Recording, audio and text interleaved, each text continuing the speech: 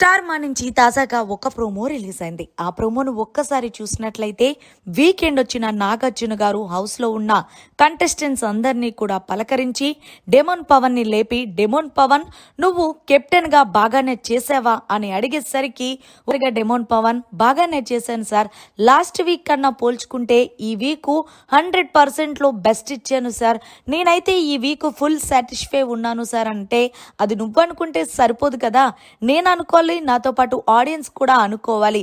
అయితే నువ్వు బాగా చేశానంటున్నావు కదా, ఎగ్జాంపుల్స్ కొన్ని చెప్తాను, దానికి నువ్వు సమాధానం ఏం చెప్తావో చూస్తాను అంటూ ప్రోమోలో అడుగుతున్నారు.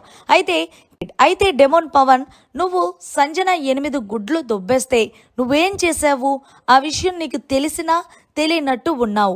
ఓకే, అయినా కెప్టెన్గా నువ్వు హౌస్లో ఏం పోతున్నాయో ఏం పోవట్లేదు అనేది చూసుకోవాలి కదా, ఆ మాత్రం లేనోడు నువ్వు కెప్టెన్గా హౌస్ని ఎలా లీడ్ చేసావనని అనుకుంటున్నావు, ఈ విషయం పక్కన పెట్టు.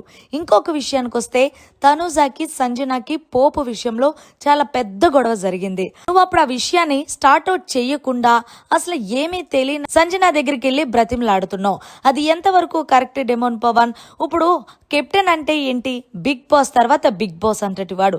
నువ్వు వాళ్ళని సర్ది చెప్పి పక్కకి తీసుకెళ్లి ఆ గొడవని అక్కడతో క్లోజ్ చేయించుంటే ఇద్దరిని వెల్ డన్. కానీ అది అలా కాకుండా అలా అలా అలా అలా ప్రొలైడ్ చేస్తూ మొత్తానికి భరణి చేతుల మీదకెళ్ళి భరణి డెసిషన్ తీసుకున్నాడు తప్ప నువ్వు తీసుకుంది ఏదీ లేదు. ఏదేమైనా సరే నా దృష్టిలో హౌస్లో ఇన్ని తప్పులు జరిగినప్పుడు ఒక్క తప్పు కూడా జరగకుండా ఉంటేనే కదా కెప్టెన్గా నువ్వు బాగా చేసావని అనటానికి.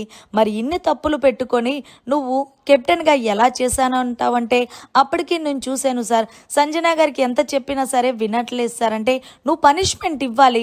నువ్వు పనిష్మెంట్ ఇవ్వడం పక్కన పెడితే నువ్వే బిగ్ బాస్ హౌస్లో పడుకుంటున్నావు కెప్టెన్ అయ్యుండి, ఇదేం నిర్వాహమో నువ్వే చెప్పు అంటూ హోస్ట్ నాగార్జున అయితే గనక చాలా గట్టిగా ఇచ్చుకున్నారు.